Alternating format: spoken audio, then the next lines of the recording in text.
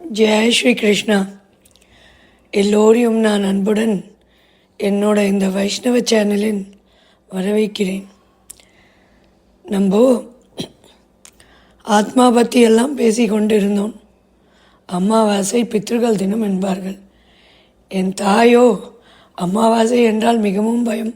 அமாவாசை வந்துவிட்டது, அமாவாசை வந்துவிட்டது என்பார்கள். இந்த மகாலட்சுமிக்கு 108 நாமத்தில் அமாவாசையாய் நமக, பௌர்ணமியாய் நமக என்று அர்ச்சனை செய்கிறோம்.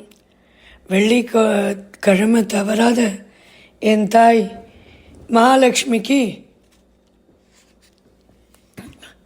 அர்ச்சனை செய்வாள். அப்படி மகாலட்சுமியே அமாவாசையாகவும் மகாலட்சுமியே பௌர்ணமியாகவும் இருக்கும்போது எந்த அமாவாசை இருந்தால் எவ்வளோ இருட்டு இருந்தாலும் என்ன பயம்? தெய்வத்தை நம்புறவர்களுக்கு பயம் என்றால் என்ன என்று கேட்பார்கள். எனக்கு ஏதப்பா பயம்? ஏனென்றால் பூனல் என்றது காயத்ரி, பூனல் என்றது காயத்ரி, பூனல் என்றால் ப்ரொடெக்ஷன் என்பார்கள். காயத்ரி எல்லோருக்கும் சகோதரி என்பார்கள். காயத்ரி என்று தியானம் செய்தாலே போதும், அவள் வந்து விடுவாள். அனுக்கிரகம் ஏராளம். என்னவென்றால் இன்று நம்ம ஒரு புனிதமான ஸ்தலத்தை பற்றி தான் பேச போகிறோம். எல்லாருமே ஒரு நாள், பிறக்கிற அத்தனை பிராணிகளுக்கும் ஒரு நாள் இறப்பு என்றது உண்டு. அதனால தான் இந்த லோகத்தை மிருத்திலோகம் என்கிறார்கள். எல்லாம் ஆடலும் பாடலும் அந்த 100 வயதோ 80 வயதோ 70 வயதோ 90 வயதோ அதுக்குள்ளே தான். அன்னமாச்சாரியார் என்றவர் மிகவும் பிரியமானவர் மகாவிஷ்ணுக்கு. அவர் வாயால் பாடல்களை கேட்க வேண்டும் என்று ஆசைப்பட்டார் மகாவிஷ்ணுவும் மகாலட்சுமியும். அதனால் பூலோகத்தில் ஜனித்து அன்னமாச்சாரியா என்ற பெயர் பெற்று பெருமாளை பற்றி பல பாடல்கள் பாடியிருக்கிறார்கள். அதில் ஒன்றுதான் நானாட்டி பதுக்கு நாடகமு, புட்டுட்டையு நிஜமு போவுட்டையு நிஜமு, நட்டு நடு மீ பணி நாடகம். என்னவென்றால் எனக்கு ரொம்ப பிரியமானது அன்னமாச்சாரியார் கீர்த்தனைகள் என்றால் நான் அழகாக என் தந்தையுடன் சேர்ந்து பாட்டு பாடுவேன். அவர் உயிரோடு இருக்கச்சே என் தந்தையோடு சேர்ந்து அன்னமாச்சாரியார் கீர்த்தனைகள் பாடுவேன். இல்லை என்றால் சில சமயம் என் தந்தை, வித்யா நீ பாடு, நான் கேட்க வேண்டும் என்று சொல்லுவார். நான் பணிக்கு சென்று இல்லத்தில் திரும்பி அவர்களுக்கோசரம் பாட்டு பாடுவேன். என் தந்தையார் அதை ரசிப்பார். அப்படி அன்னமாச்சாரியார் என்றால் மிகவும் பிரியம். எத்தனையோ கோடி மகான்கள் பூலோகத்தில் வருகிறார்கள், நன்மை செய்ய வேண்டும் தான் வருகிறார்கள். அவர்களில் மூல உத்தேசம் என்ன என்று பார்த்தால் நல்லாத்மாக்களுக்கு முக்தி கிடைக்க வேண்டும், நல்லாத்மாக்களுக்கு கஷ்டத்தில் இருந்து விடுவிக்க வேண்டும். இது கலியுகம் காரணத்தினால் நிறைய அராஜகங்கள் நடக்கும், அட்டூழியங்கள், அக்கிரமங்கள். நல்லாத்மாக்கள் சிக்கி கொண்டு தவிப்பார்கள். அவர்களை காத்து ரட்சிக்கத்தான் மகான்கள் ஜனனித்து பல ரூபத்தில் வந்து நல் விஷயங்களை சொல்லி அவர்களை இந்த மரண ஜனன காலச்சக்கரத்தில் இருந்து விடுவித்து ஒரு பரமாத்மாவின் பரமபதத்தை எப்படி அடைய வேண்டும் என்று மார்க்கத்தை காமிப்பார்கள்.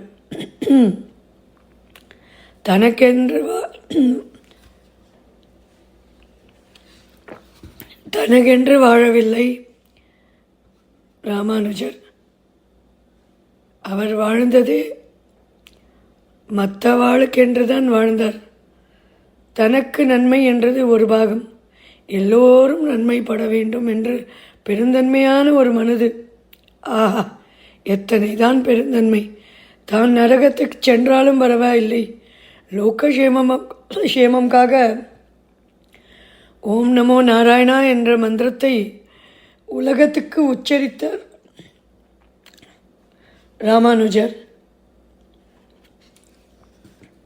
இப்பொழுது எந்த நாட்டில் இருந்தாலும் எங்கே இருந்தாலும் நம்ம நாட்டு கோவிலுக்கு இருக்க அழகுக்கு ஈடு எதுவும் ஆகாது. அது ஸ்ரீரங்கமோ இல்லை காஞ்சிபுரமோ திருவல்லிக்கேணி பாடசாரதி கோவில், பெரிய பாடஸ்தலர்கள் போனாலே நிம்மதிக்கு அறிகுறி. என்ன நிம்மதி என்றால் அளவு கலந்த நிம்மதி. என் கண்முன்னே காண்பதுதான் நிஜம் என்பார்கள். என் கண்முன்னே கண்டிருக்கேன் அற்புதங்களை, பெருமாளின் கிருஷ்ணனின் அற்புதங்களை என் கண்ணால் கண்டிருக்கேன், என் தாயும் கண்டிருக்கார்கள். அப்படி ஒரு அற்புதங்கள். அவர் கருணைக்கு எல்லையே இல்லை. பக்தர்கள் கோசரமே அவதரித்தார். இன்றும் பக்தர்களுக்கு படியெடுத்து கொண்டு பல ரூபத்தில் வியாபிக்கிறார். ஸ்ரீரங்கத்தில் ரங்கநாதரா, வரதரா காஞ்சிபுரத்தில், திருப்பதியில் பெருமாளா, ஸ்ரீமத் பாரசாரதியா திருவல்லிக்கேணியில், அந்த மாதிரி பல இடத்தில் பல ரூபத்தில் வியாபித்து பல கோடி பக்தர்களுக்கு நன்மை செய்து கொண்டு வருகிறார்கள். நான் பார்த்தசாரதி கோவிலுக்கு சென்றும்போது செல்லிருக்க வழியில் இருவர் வந்தார்கள். எங்களுக்கு ஒரே குழப்பமாக இருக்கின்றது என்றார்கள். என்ன குழப்பம் என்று நானும் கேட்டேன். மாட்டு பொண்ணுக்கும் எனக்கும் மிகவும் சண்டை, பிள்ளைக்கு நிம்மதி இல்லை. எங்கள் ஆற்றில் நித்தியத்துக்கு சண்டை சச்சரவு, நிம்மதி இல்லை, ரொம்ப கஷ்டமாக இருக்கின்றது. 100,000 கோவில் சென்று வந்து விட்டோம், ஆனாலும் நிம்மதி இல்லை. நான் சிரித்து கொண்டே சொன்னேன், அவ்வளவு தூரம் எதுக்கு சென்றீர்கள்?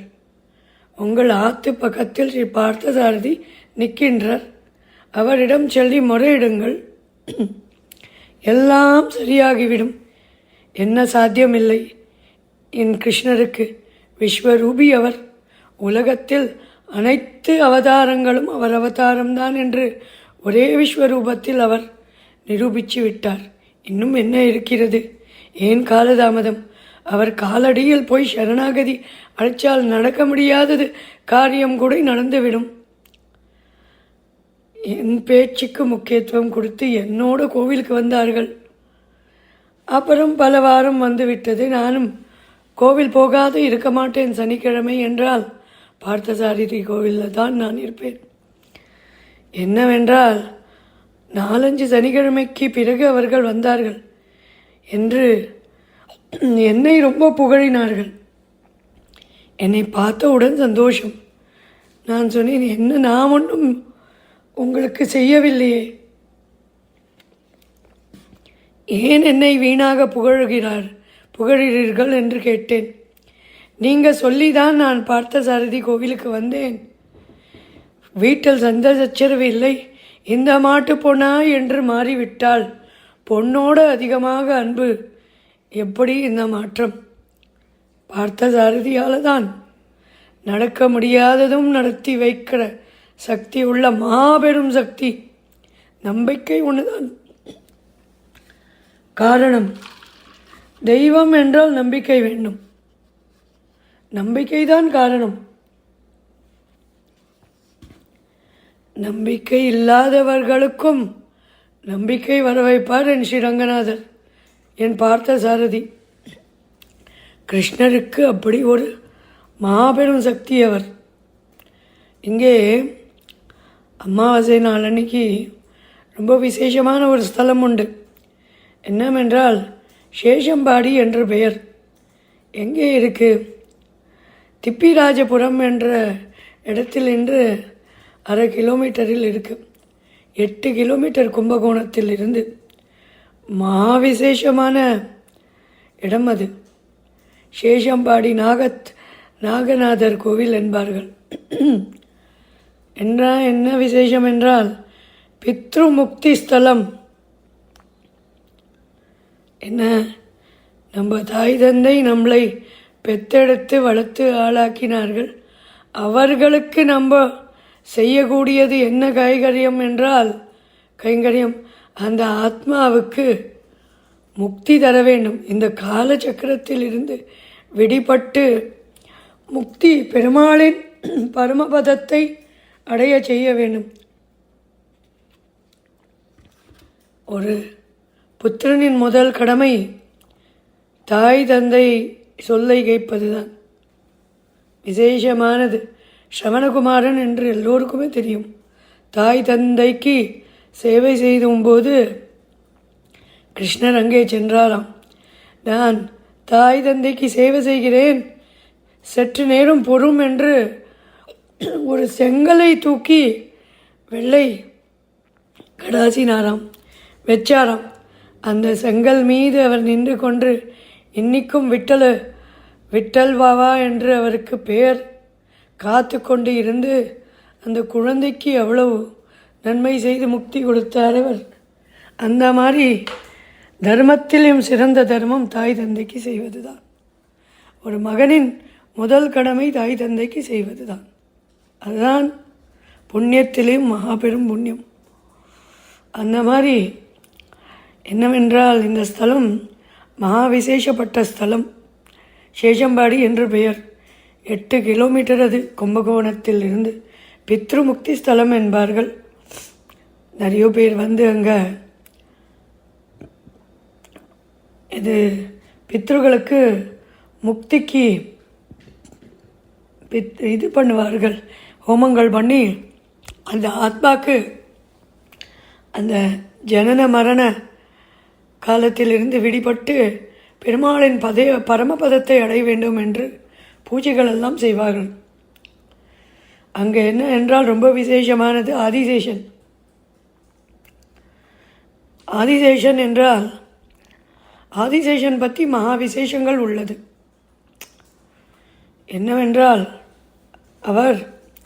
அவரோட வடிவம் உண்மையாக பார்க்க போனால் தங்க வடிவம், தங்க கலரில் இருப்பார். அவர் தங்க வடிவம், ஜொல ஜொல ஜொல ஜொல என்று ஜுவலிக்கும் தங்க வர்ணத்தில் இருப்பார் ஆதிசேஷன். அவரோட எதிர நம்ம ஒரு கடுகளவு இருப்போம் மனுஷா. எல்லாரும் ஆதிசேஷன் எதிர பார்த்தால் ஒரு கடுகளவு. அவ்வளோ மகாவிசேஷம் பெற்றவர் ஆதிசேஷன். இதை பற்றி நம்ம தொடர்ந்து நான் அடுத்த வீடியோவில் சொல்ல போகிறேன். அதனால் உங்களுக்கு என் வீடியோகள் பிடித்திருந்தால் சப்ஸ்கிரைப் செய்து கொள்ளுங்கள். இந்த வீடியோவை நான் இப்போ இங்கே முடித்து கொள்கிறேன். அடுத்த வீடியோவில் நம்ம இதை பற்றி இன்னும் ஆழ்ந்து சிந்திப்போம். எல்லோருக்கும் என் ஸ்ரீ கிருஷ்ணர் அருளால் நன்மைகள் உண்டாகட்டும். ஜெய் ஸ்ரீ கிருஷ்ணா.